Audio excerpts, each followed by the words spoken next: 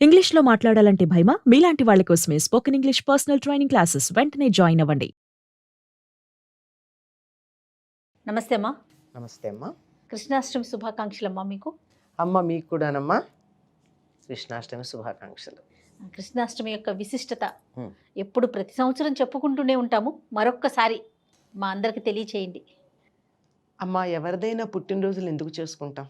సంతోషంగా ఉండటానికి, ఆ.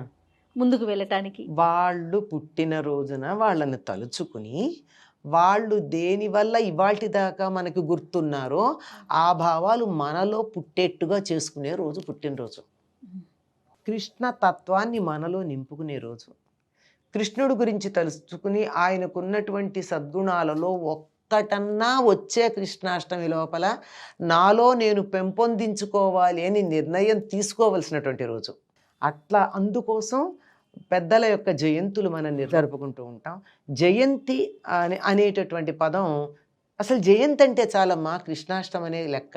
అందరిది కాదు, జయంతి అనగానే కృష్ణుడు కానీ అంత ప్రఖ్యాతం. ఎందుకంటే అతి కొద్ది కాలం క్రితమే కదమ్మా ఈ లోకంలో ఇక్కడే మనతో పాటు మనలాగే ఇక్కడ నడిచి తిరిగినటువంటి వాడు కృష్ణుడు. అటువంటి కృష్ణుడి నుంచి మనం ఏం నేర్చుకోవాలి?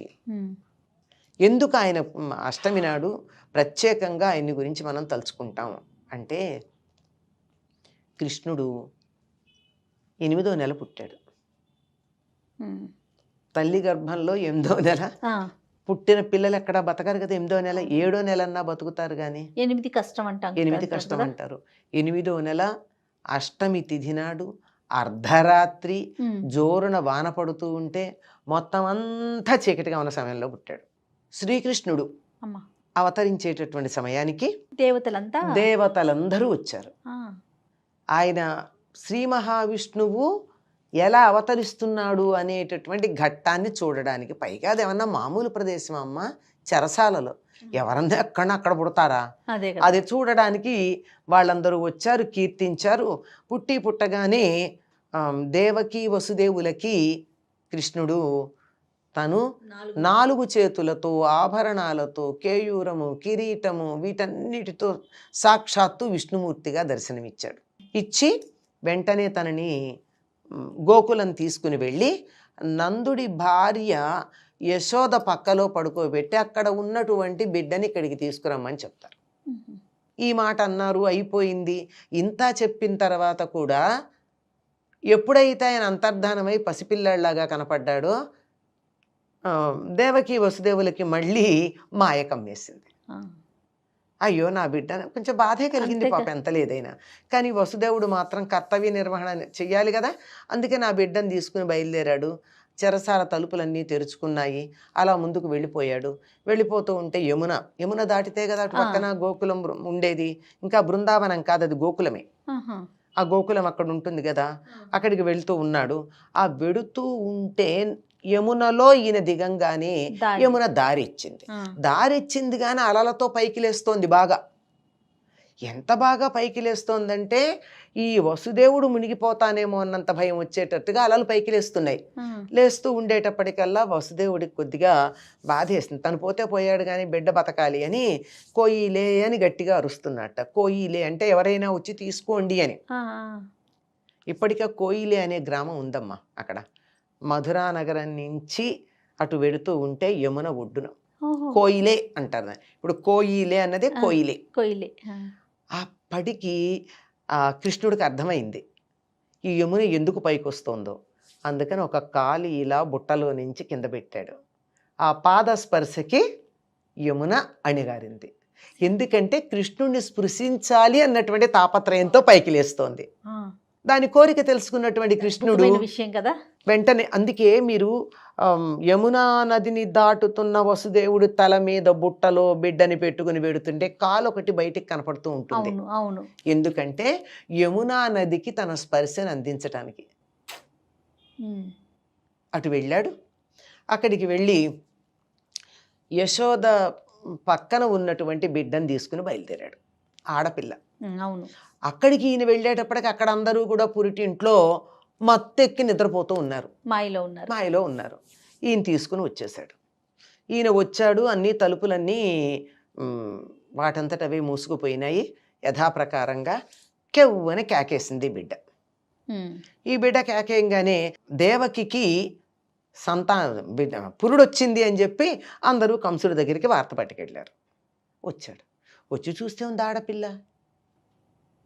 పాపం బతిమాలుతుంది. అన్నా మేనల్లుడు కాదు కోడలిది అని బతిమాలుతుంది. నేను చంపేవాడు నీ మేనల్లుడు కదా, ఆడపిల్ల కాదు కదా, దీన్నన్నా నాకు వదిలిపెట్టు అని బతిమాలుతుంది. బతిమాలితే వినడు. ఇలా పైకేస్తాడు. పైకేసి వాడు ఎలా చంపేవాడో తెలుసా కంసుడు? బిడ్డని పైకేసి కింద కత్తి ఇట్లా పెడతాడు, కత్తి అంచు. ఈ బిడ్డ వచ్చి కత్తి అంచు మీద పడి ముక్కలై చనిపోవాలి. అది వాడి ఆ కంసుడు బిడ్డల్ని చంపిన పద్ధతి. పైకి వెళ్ళింది, రాదు. వాడు పైకేసాడు, రాదు. చెప్తుంది, నిన్ను చంపేవాడు వేరే ఉన్నాడురా, నేను కాదు, నీ పని జరుగుతుంది, నీ పని ఎలాగో అవుతుంది అని చెప్పి అంతర్ధానం అయిపోతుంది. దీని మీద ఒక చిన్న చమత్కారం కూడా ఇక్కడ చెప్తాను. ఏమంటే చాలామంది ఈ మధ్యకాలంలో ఇది కృష్ణాష్టమి అంటే కృష్ణుడు పుట్టినరోజుగా జరుపుకుంటున్నాము, అసలు ఆ అమ్మాయి పుట్టిన దాని గురించి ఎవరు తలుచుకోవటం లేదండి, ఎంత దుర్మార్గం అని ఎవరో పోస్ట్ పెట్టారు. ఎందుకు తలుచుకోవటం లేదు? తలుచుకుంటాం. ఆవిడ ఉన్నదా, వాడిని బెదిరించింది, వెళ్ళిపోయింది, కనపడలేదు కదా, వెళ్ళిపోయింది. అది తలుచుకోకుండా ఎక్కడా లేము. ఆవిడ్ని కృష్ణ సహోదరి అని పిలుచుకుంటూనే ఉంటాం. ఇంకా ఆవిడ గురించి ఎక్కడ ప్రస్తావన లేదు ఎక్కడ. ఆవిడ అంతర్ధానం అయిపోయింది కదా, అయింది. వీడు ఎంత కంగారు పడాలో అంత కంగారు పడ్డాడు, అది అనుకోండి.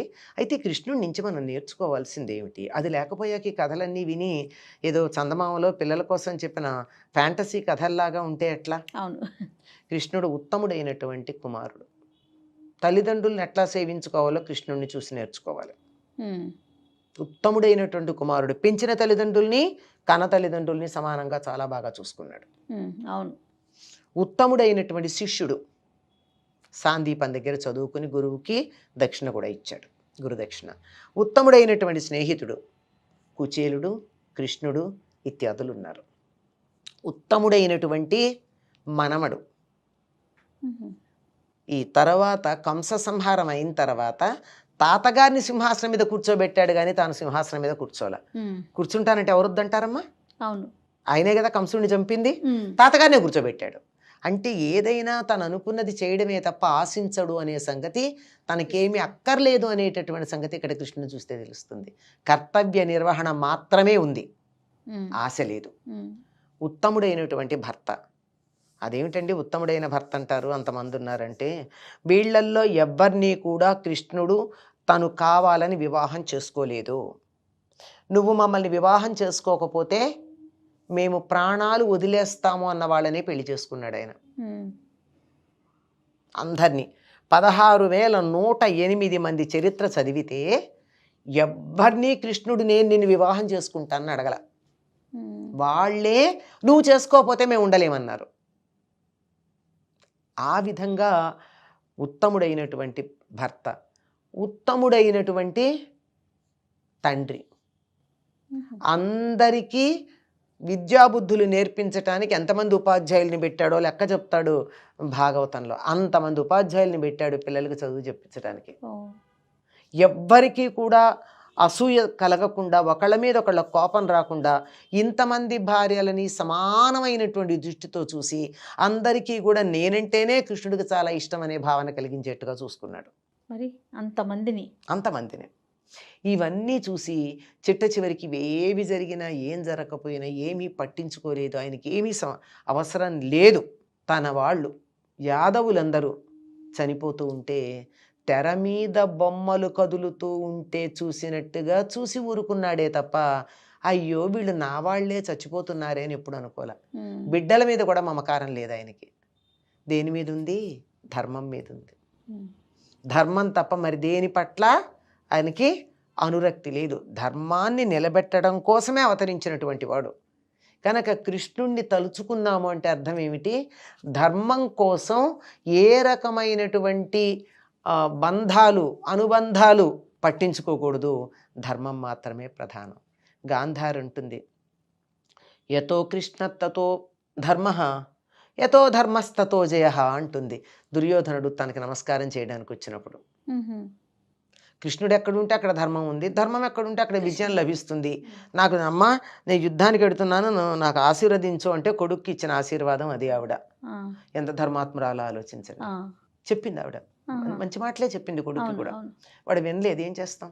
కనుక ఎక్కడ ధర్మం ఉంటుందో అక్కడే ఉంటాడు కృష్ణుడు. కృష్ణాష్టమి చేసుకుంటున్నామంటే అర్థం ఏమిటి?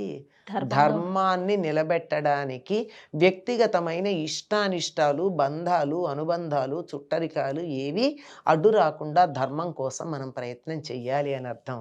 దానికోసం మనని మనం ఒకసారి భుజం తట్టుకుని గుండెల్లో కృష్ణుడిని నింపుకుని ధర్మం కోసం ఒక అడుగు ముందెయ్యాలి అనే నిర్ణయం చేసుకోవాల్సినటువంటి రోజు కృష్ణాష్టమి. తప్పకుండా అమ్మా. నమస్తే.